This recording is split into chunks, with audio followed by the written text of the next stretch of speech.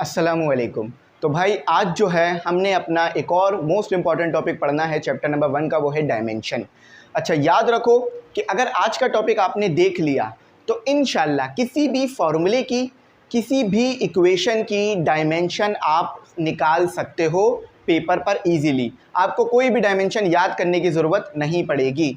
मैं आपसे कहूँ कि F = ma, याद रखना F = ma, ये इक्वेशन भी है और फार्मूला भी है।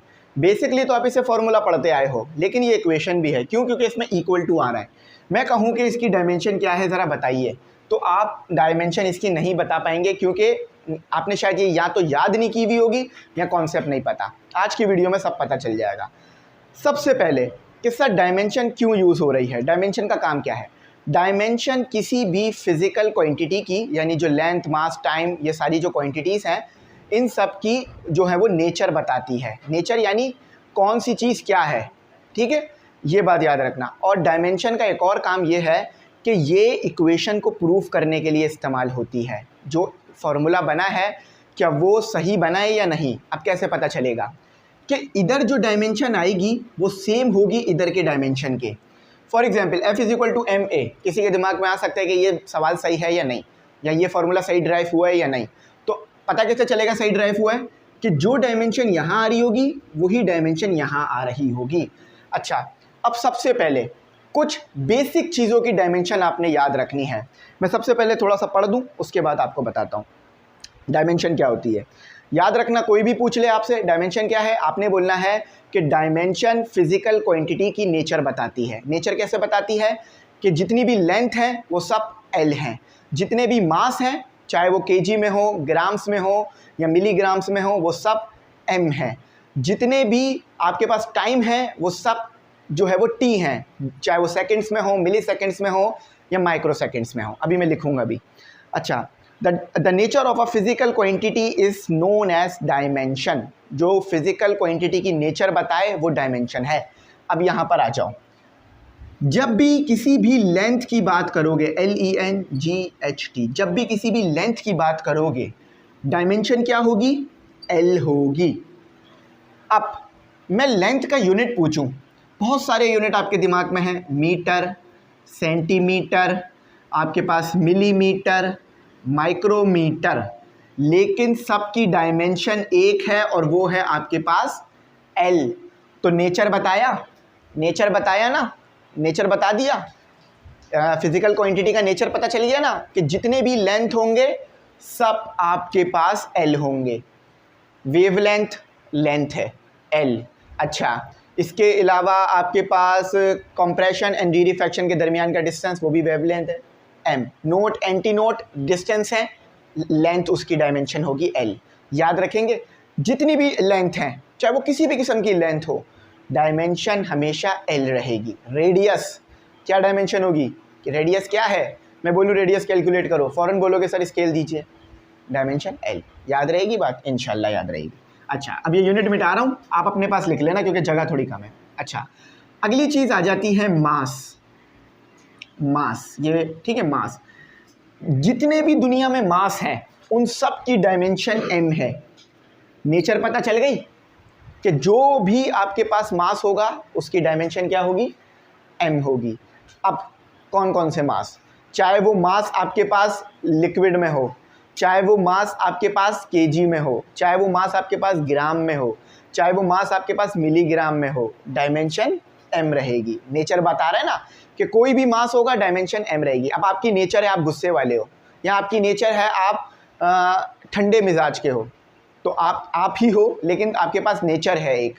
तो इसी तरह से जितने भी मास हैं सब की डायमेंशन M है, ठीक है। यूनिट इसके मुख्तलिफ हो सकते हैं, मास के केजी, मिलीग्राम, ग्राम और माइक्रोग्राम, लेकिन डायमेंशन M है। बस एक और चीज़ की डायमेंशन याद रख लो, हर यूनिट की डायमेंशन आप, हर फिजिकल क्वांटिटी की डायमेंशन आप निकाल पाओगे सिर्फ इस चीज़ को याद रखने के बाद। टाइम, डायमेंशन T रहेगी। बेसिकली कह सकते हो कि ये फर्स्ट सैम्बल्स भी हैं, ये भी कह सकते हो। एक बात याद रखना, ये हमेशा square bracket SQUARE square bracket में आते हैं, ठीक है, स्क्वायर ब्रैकेट में ये हमेशा आता है। स्क्वायर ब्रैकेट के अलावा आप इसे नहीं लिख सकते, ठीक है। बी, ठीक है, ब्रैकेट में आएगा ये। इसको हमेशा किस में लिखा जाएगा, यहाँ पे भी लिखा हुआ है इन्होंने, इसको हमेशा स्क्वायर ब्रैकेट के अंदर जो है वो लिखा जाएगा। और डायमेंशन को कभी भी आप ऐसे नहीं लिखोगे, एल एम, अगर ऐसे लिखोगे मैं नंबर आपके जो है वो काट सकता हूँ, क्योंकि डायमेंशन को हमेशा स्क्वायर ब्रैकेट के अंदर करके लिखा जाता है आपके पास, ठीक है। ठीक है, तो ये बात आपको हमेशा याद रहेगी। यहाँ मैं लिख भी देता हूँ, मैंने ब्रैकेट की स्पेलिंग मिटा के लिखी नहीं, दोबारा लिखता हूँ, ठीक है, ब्रैकेट। तो हमेशा आप स्क्वायर ब्रैकेट में करके लिखोगे। अच्छा, उसके बाद अब यहाँ पर आ जाओ। अगर कोई फॉर्मूला, ये आपको पता है ये तीनों की तीनों बेस क्वांटिटीज़ हैं, ठीक है, ये बात याद रखना, लिख लो। अगर कोई फॉर्मूला ड्राइव्ड फॉर्मूला है, जैसे कि F = ma एक ड्राइव क्वांटिटी है, तो आप क्या करोगे, सबसे पहले इन्हें जो है वो बेस क्वांटिटी में बदल दोगे। F = ma को बेस क्वांटिटी में ले आओगे, फिर आप डायमेंशन बता सकते हो। कभी भी आपने याद नहीं करनी है फोर्स की डायमेंशन को, और आप आखिर में जब मैं आपको बोलूं तो आपने मुझे फिर एक्सेलरेशन की डायमेंशन कमेंट सेक्शन में बतानी है, ठीक है। अच्छा, तो मैंने यहाँ पर पढ़ दिया था, ज़रा बुक से मैं थोड़ा सा और पढ़ देता हूँ कि यहाँ पर ये इन्होंने लिखा हुआ है वही बात, the dimension of length mass time is dented, यानी डिनोटेड है, ये डेंटेड लिखा हुआ है, denoted by bracket L, bracket M and bracket T respectively. Also electric current की भी डायमेंशन लिख लो। यहाँ पर देखो उन्होंने ये स्मॉल लेटर बनाया हुआ है, मैंने कैपिटल बना दिया तो कोई मसला नहीं है, ठीक है, तो मैंने यहाँ कैपिटल बना दिया। इलेक्ट्रिक करंट की भी डायमेंशन लिख लो, और इलेक्ट्रिक करंट की जो डायमेंशन होती है वो आपके पास ए ही होती है, ठीक है, ए होती है आपके पास इलेक्ट्रिक करंट की डायमेंशन। तो ये डायमेंशंस बात आपने याद रखनी, और टेम्परेचर की भी लिख लो, ठीक है, ये अपने पास नोट डाउन करो, ठीक है। टेम्परेचर की भी डायमेंशन लिख लो, ये आपके पास होती है के होती है, बल्कि केल्विन है ना, तो के होती है, ठीक है, ये आपने याद रखना है। ज़रूरी नहीं है कि पहला वर्ड ही डायमेंशन बने, देखो यहाँ तो ई है लेकिन इसकी डायमेंशन ए है, यहाँ टी है इसकी डायमेंशन के है, तो ये भी नहीं है कि यूनिट से डायमेंशन बनती है, डायमेंशन एक अलग ही सिंबल होता है हमारे पास। अच्छा, अब मैं आपसे बोलूँ वेलोसिटी की डायमेंशन बताओ, वेलोसिटी की डायमेंशन बताओ, ठीक है, ये टी है, वेलोसिटी की डायमेंशन बताओ। सबसे पहले आपने देखना है कि मेरे पास जितनी भी चीज़ें मौजूद हैं वो सब बेस क्वांटिटी होनी चाहिए। बेस क्वांटिटी कौन सी थी, 7 थी, अगर नहीं लिखी तो फिर लिख लो, लेंथ, मास, टाइम, और आपके पास electric current, temperature, amount of substance, luminous intensity, candela, ये याद रखना, ठीक है। आपने देखना है मेरे पास हमेशा फॉर्मूले में ऊपर नीचे जितने भी फिजिकल क्वांटिटीज़ आ रही हैं वो सब बेस क्वांटिटीज़ होनी चाहिए, फिर आप डायमेंशन इजीली पता लगा लोगे, या इन पांचों में से ही क्वांटिटीज़ आनी चाहिए। एस मेरे पास ये रहा, लेंथ है ना, एल लिख लो, एस लिख लो, आपको पता है लेंथ है, मैंने बता दिया, तो आपके पास इसकी डायमेंशन क्या आ गई, एल आ गई। अच्छा, उसके बाद आपके पास नीचे है टाइम, टाइम की डायमेंशन क्या है, टी है आपके पास। अच्छा, अब डायमेंशन को ऐसे नहीं छोड़ा जाता, डायमेंशन को ऐसे नहीं छोड़ा जाएगा कभी भी, डायमेंशन को हमेशा न्यूमरेटर में लिखा जाएगा, और उसके आगे एम हमेशा ऐसे लिखोगे, एम एल टी। अब आप बोलोगे सर एम तो है ही नहीं, तो बिल्कुल एम नहीं है, तो एम पे आएगा 0, टी डिनोमिनेटर, देखो एल तो न्यूमरेटर में ही था तो इसलिए एल की पावर +1 रहेगी, टी डिनोमिनेटर में था तो इसलिए टी की पावर -1 आएगी, ठीक है। क्यों, क्योंकि आप टी को, मैं इसको थोड़ा सा पावर को बराबर में लिखता हूँ, ये टी की पावर -1, क्यों, क्योंकि टी को आप ऊपर लाए हो, एम नहीं था, एम इसीलिए उसके ऊपर पावर 0 लगाई गई है ताकि वो दोबारा 1 बन जाएगा, ठीक है। अब मैं बोलूँ फोर्स की डायमेंशन ज़रा मुझे बताएं क्या है। अब आप किसी भी यूनिट की डायमेंशन बता सकते हैं, इतने आप सेल्फ सफिशिएंट हो गए, कोई भी यूनिट आपको दे दो डायमेंशन आपको पता है उसकी। सबसे पहला काम डायमेंशन निकालने के लिए अपने दिमाग में लिख लो, याद रख लो, जो करना है कर लो, कि आपने सबसे पहले ड्राइव क्वांटिटीज़ को बेस क्वांटिटीज़ बनाना है।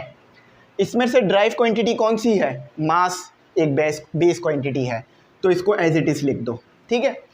एक्सेलरेशन एक बेस क्वांटिटी नहीं है, क्योंकि जो 7 आपने क्वांटिटीज़ पढ़ी थी उसमें एक्सेलरेशन नहीं आता, यानी ये ड्राइव क्वांटिटी है। तो एक्सेलरेशन का फॉर्मूला ज़रा मुझे बताओ क्या होता है, बिल्कुल V/T।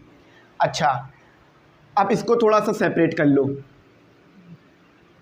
ठीक है, मैं आगे आगे कर रहा हूँ तो आप चाहो तो नीचे लिख लेना, ठीक है। अब इसको थोड़ा सेपरेट कर लो, जितनी भी बेस क्वांटिटी से एक तरफ कर लो, ड्राइव क्वांटिटी को एक तरफ कर दो। M और T ये मेरी बेस क्वांटिटी आ गई, लेकिन ये वेलोसिटी तंग कर रही है। वेलोसिटी एक ड्राइव क्वांटिटी है, तो इसको भी बेस क्वांटिटी बनाते हैं। वेलोसिटी क्या कैसे बनती है आपके पास? बिल्कुल सही, S/T, ठीक है। तो उनको ज़रा मल्टीप्लाई करा दो आपस में, M/S/T का स्क्वायर, है ना, यही होता है ना। तो आपके पास डायमेंशन क्या आई फोर्स की? F इक्वल टू M की डायमेंशन क्या होती है?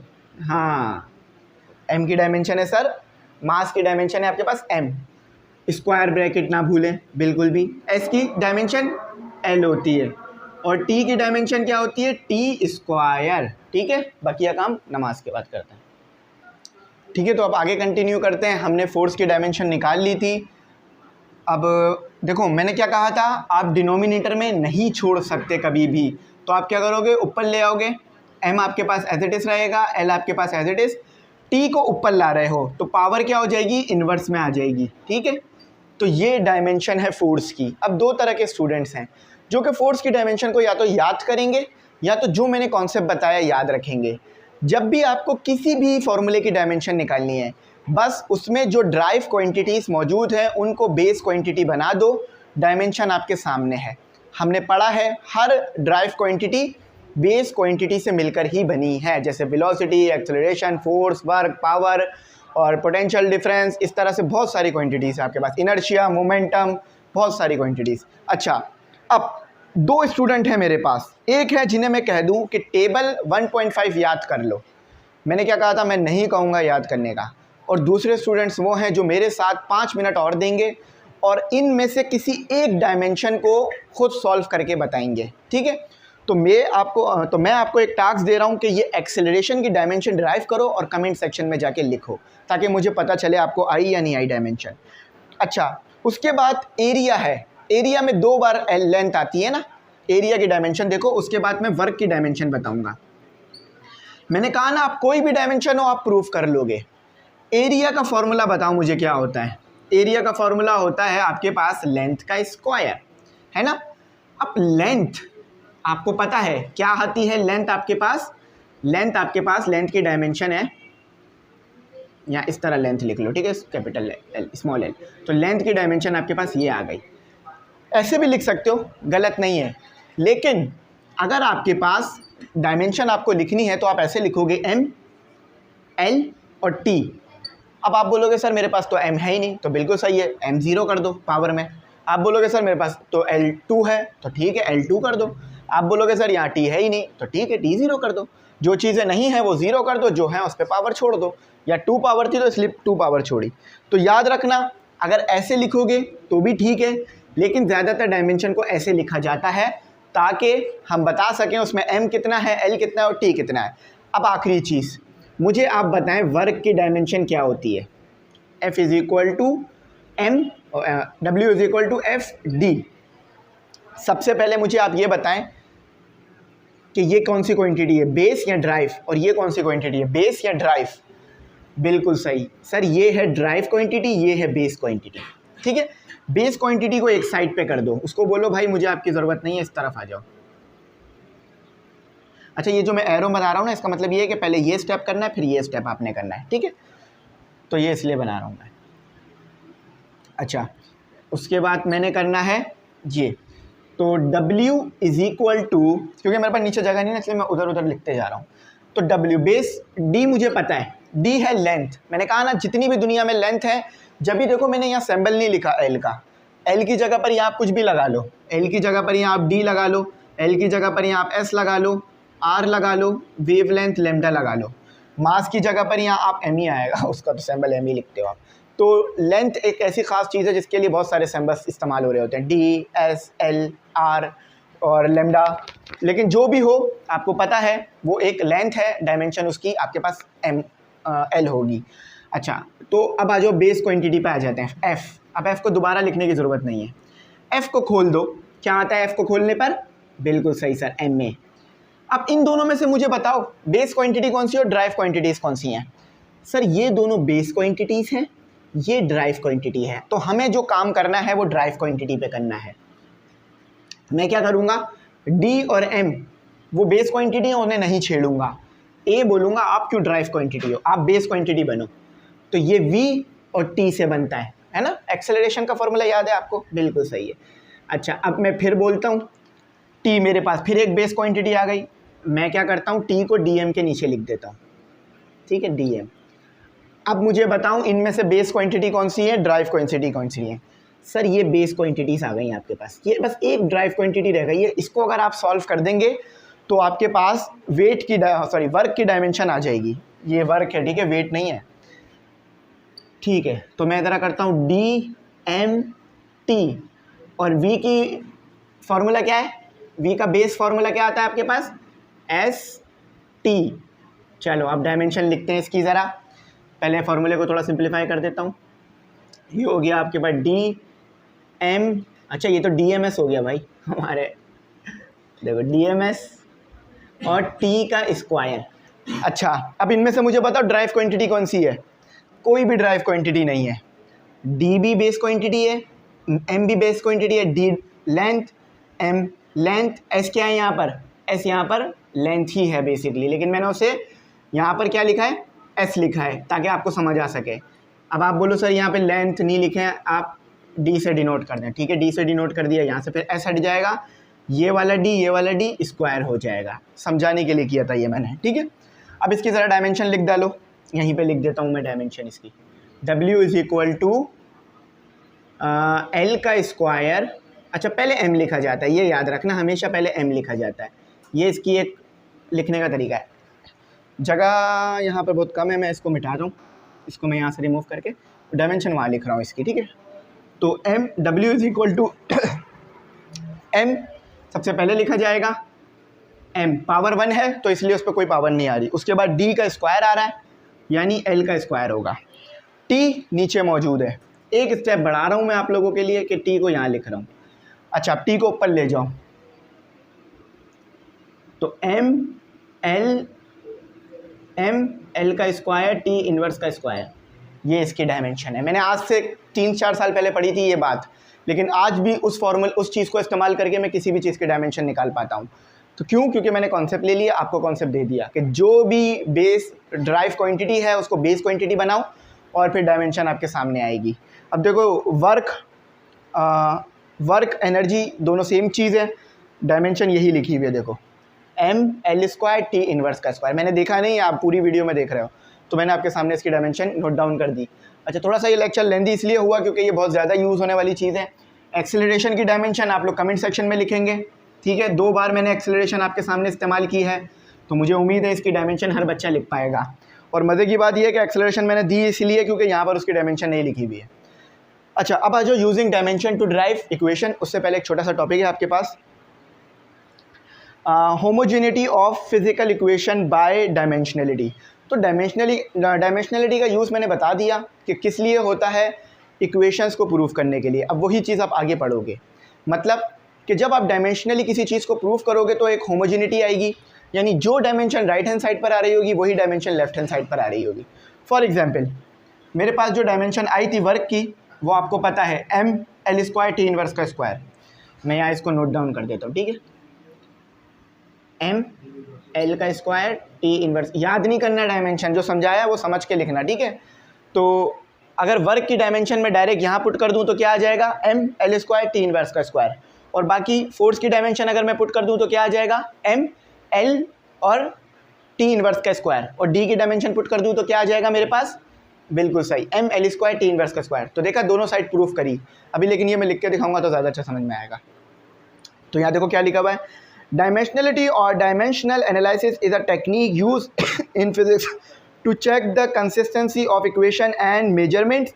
It involves analyzing the dimensions of each term in an equation to ensure that the units or both sides of the equation are equivalent. तो जो बात यहाँ पर थोड़ा सा नमक मिर्चे लगा के लिखी हुई है वही बात मैंने सिंपल करके आपको बताई कि डायमेंशन का मतलब ये है कि इक्वेशन की जो दोनों साइड्स हैं वो सेम होनी चाहिए। जो डायमेंशन लेफ्ट हैंड साइड पर आए वही डायमेंशन राइट हैंड साइड पर आए। तो यहाँ भी वही बात लिखी हुई है कि डायमेंशन आपके पास हमेशा एक इक्वेशन की जो है वो स्ट्रेंथ को एक इक्वेशन के करेक्ट होने को चेक करती है। अगर दोनों साइड सेम आ रही हैं तो डायमेंशन यानी आपकी इक्वेशन ठीक है। अब यही चीज़ आपको शायद इतनी देर से समझ नहीं आ रही होगी, है ना, कि मैं क्या कह रहा हूँ बार बार के सर क्या कह रहे हैं आपके एक साइड भी सेम हो दूसरी साइड। अब ये बात आपको समझ में आएगी कि homogeneity of physical equation bye dimensional. तो जब भी कोई पूछ ले इसका क्या मतलब है, इसका मतलब ये है कि डायमेंशन की वजह से जो राइट हैंड साइड पे डायमेंशन है और वही लेफ्ट हैंड साइड पे डायमेंशन है। अब ये देखो फॉर्मूला लिखा हुआ है आपके पास, एक न्यूमेरिकल है आपके पास, फिर ये हमारा टॉपिक एक छोटा सा और वो रह जाएगा। अच्छा, मैं अभी जो न्यूमेरिकल है वो इसी के नीचे करा रहा हूँ, ठीक है, रिमूव नहीं कर रहा। फिर उसको रिमूव कर ये जो using dimension to derive equation है ये कराऊंगा, ठीक है। तो इसमें ज़्यादा टॉपिक्स है तो इसलिए थोड़ा सा टाइम लग रहा है, लेकिन फिर भी मेरे ख्याल से अगर आप एक क्लास लेंगे तो ये 50-60 मिनट की क्लास बनेगी, फिजिकल क्लास। लेकिन ऑनलाइन में आप वही चीज़ 15-20 मिनट में या 30 मिनट में समझ पा रहे हैं। अच्छा चलो इसको करते हैं। Show that the equation of impulse. एक इम्पल्स की इक्वेशन आपको दी है इन्होंने, M T equal to M V F minus M V I. कहते हैं इस इम्पल्स की इक्वेशन को बताओ कि ये जिस भी साइंटिस्ट ने इक्वेशन ड्राइव की थी वो सही है या गलत। आपने बेसिकली यहाँ पर होमोजेनिटी ऑफ फिज़िकल इक्वेशन बतानी है डायमेंशन की मदद से कि क्या इसकी डायमेंशन और इसकी डायमेंशन सेम आएगी या नहीं। इतनी देर से मैं कह रहा था ना, वही चीज़ देखते हैं। सबसे पहले इसको थोड़ा सिंप्लीफाई करते हैं। देखो जो इधर हुआ है ना काम, वो नहीं समझ में आ रहा होगा आपको, मैं इसको थोड़ा आसान करता हूँ आपके लिए। अच्छा, सबसे पहले इसको थोड़ा सिंप्लीफाई करते हैं।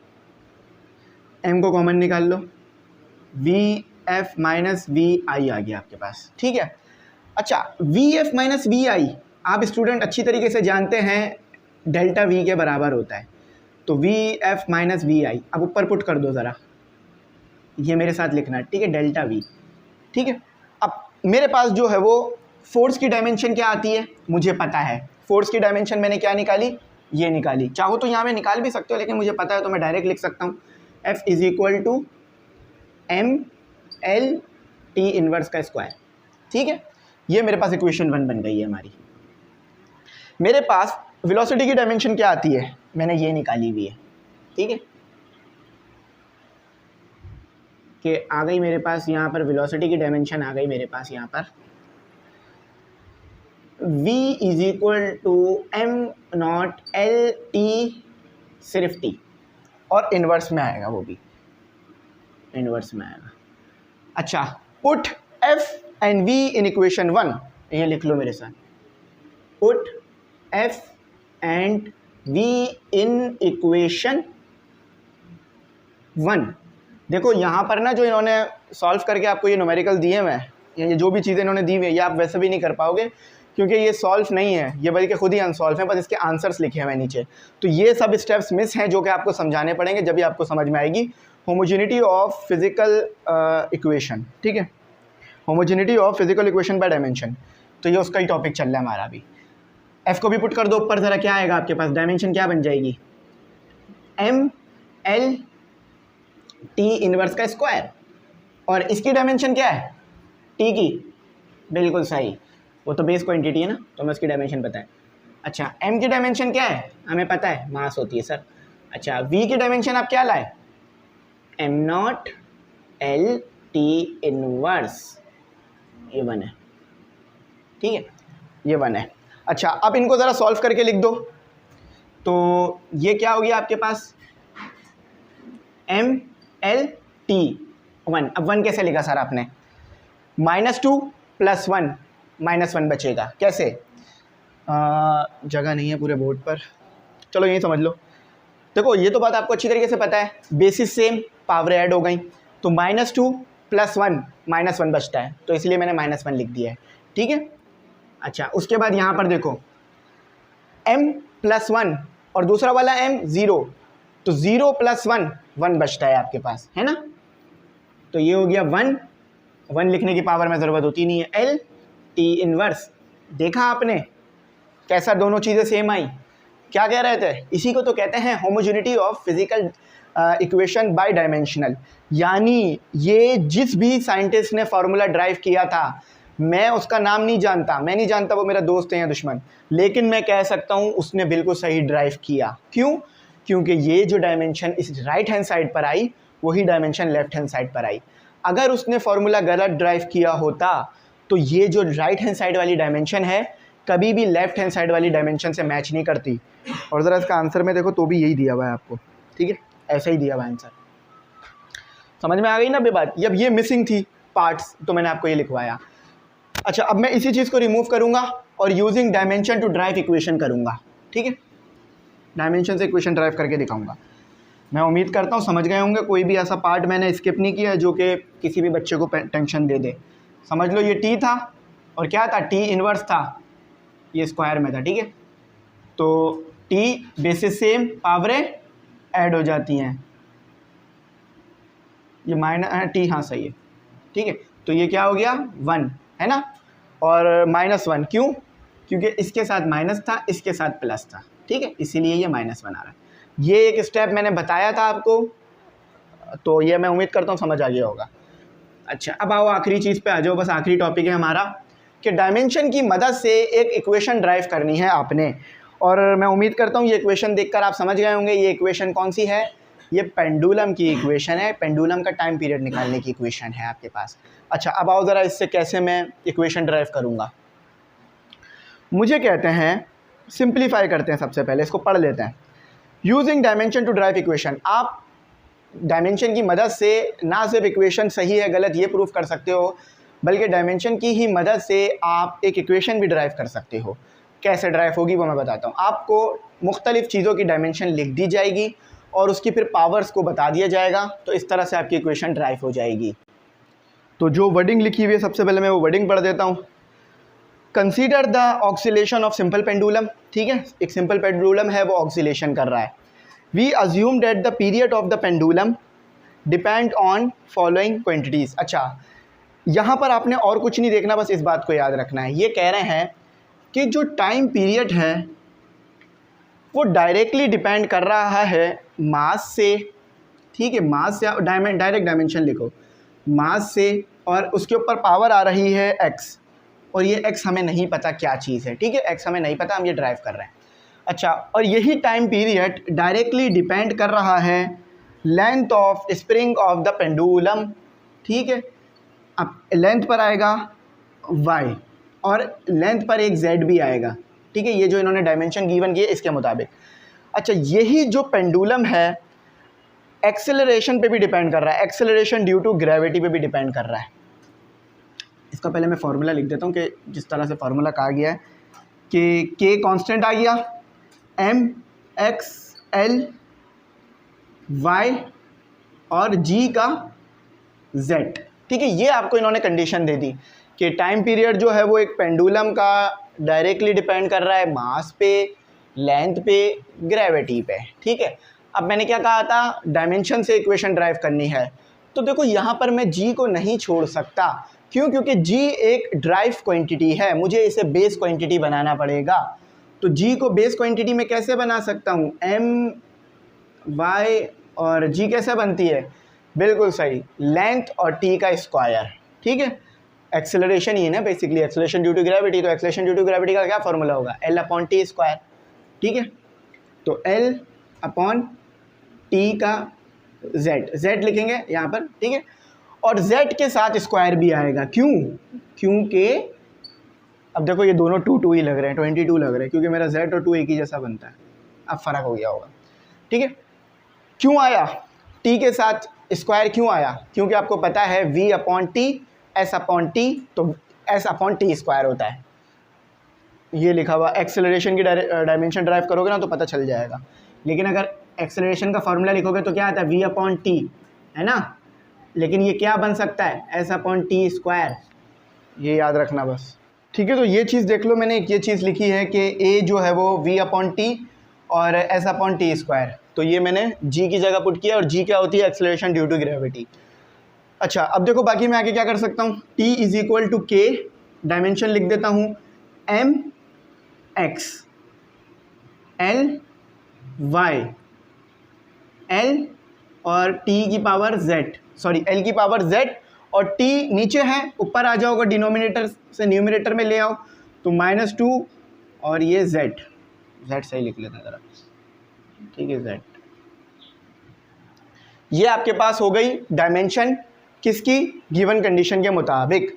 एक चीज़ याद रखना कि जो कांस्टेंट होता है k एक कांस्टेंट है, और आपको पता है कांस्टेंट ऑफ प्रोपोर्शनैलिटी कहते हैं इसे आप।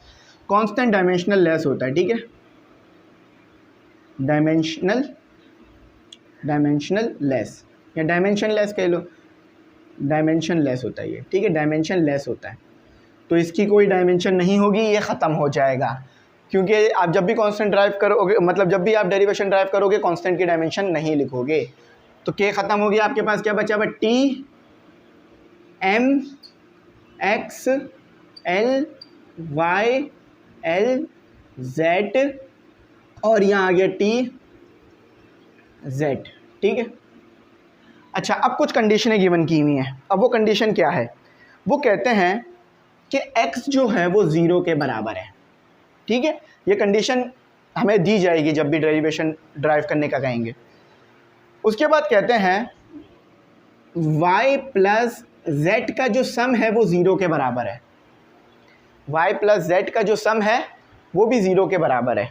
और आखिर में कहते हैं l, उसके बाद ये कहते हैं हाँ कि आपके पास -2z जो है वो 1 के बराबर है, ये l नहीं है 1 है, ठीक है। अब आपने क्या करना है, अब आपने बस कुछ वैल्यूज़ को ड्राइव करना है। सबसे पहले z ड्राइव करो, z क्या आएगा, 1 - 1/2, -1/2 को मैंने उस तरफ ले गया तो डिनोमिनेटर में चला गया। अच्छा, y ड्राइव करो तो -z, z क्या है यहाँ पर आपके पास, z आपके पास है 1/2, तो y आपके पास आ रहा है 1/2। तो x आपके पास क्या आया, 0, z आपके पास क्या आया, -1/2 और y आपके पास क्या आया, 1/2। अब इस चीज़ को हम पुट कर देते हैं अपना, इस चीज़ को हम पुट कर देते हैं अपना आगे, इधर कर लेते हैं, उधर जगह नहीं है ना, उधर हो भी नहीं सकता वो। तो ये समझ में आ चुकी है हमें बात, इसको रिमूव करता हूँ ज़रा, थोड़ा सा बड़ा हो गया टॉपिक क्योंकि समझाना काफ़ी था ना इसलिए। अच्छा, तो अब ये जितने भी वैल्यूज़ हैं इनको इसमें पुट कर दो, इक्वेशन बना दूँ, नहीं इक्वेशन बनाने की ज़रूरत नहीं है, हमें पता है क्या हो रहा है, तो बल्कि इक्वेशन बनाना ही सही रहेगा। इसे इक्वेशन बना दो, इक्वेशन 1 बना दो। तो यहाँ लिख लो, यहाँ लिख दो put x y and z in equation 1, ठीक है। अच्छा, अब देखो यहाँ पे करता हूँ आगे काम, t = m की क्या पावर आ रही है, x 0 के बराबर है, l क्या है, y क्या आ रहा है, 1/2 लिख दिया। अच्छा, दूसरा l क्या आ रहा है, दूसरा l आपके पास क्या आ रहा है, z, और z किसके बराबर है, -1/2 के बराबर है,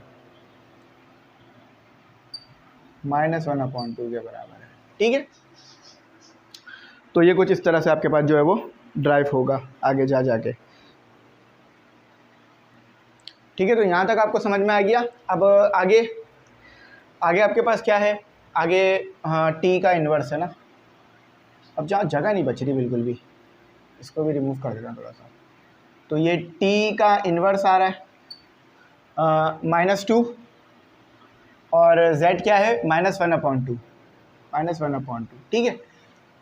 अच्छा, ज़रा इसको थोड़ा सिंप्लीफाई करते हैं, ये 1 आ जाएगा, लिखने की ज़रूरत नहीं है, बेसिस सेम पावरें ऐड हो जाएंगी, तो 1/2 -1/2, तो माइनस का 1/2 प्लस के 1/2 से कैंसिल, 2 से 2 कैंसिल, माइनस से माइनस कैंसिल, तो आपके पास t आ रहा है। ये l भी 0 हो गया, क्यों, क्योंकि यहाँ पर दोनों चीज़ें कैंसिल हो गई ना, तो ये 0 बच गया, ये t आ गया। स्टूडेंट यहाँ पर हमारे पास क्या आ गया, l का इन्वर्स, मतलब l पर 0 पावर आ रही है और t पर आ रहा है हमारे पास 1, तो t = t आ रहा है ना।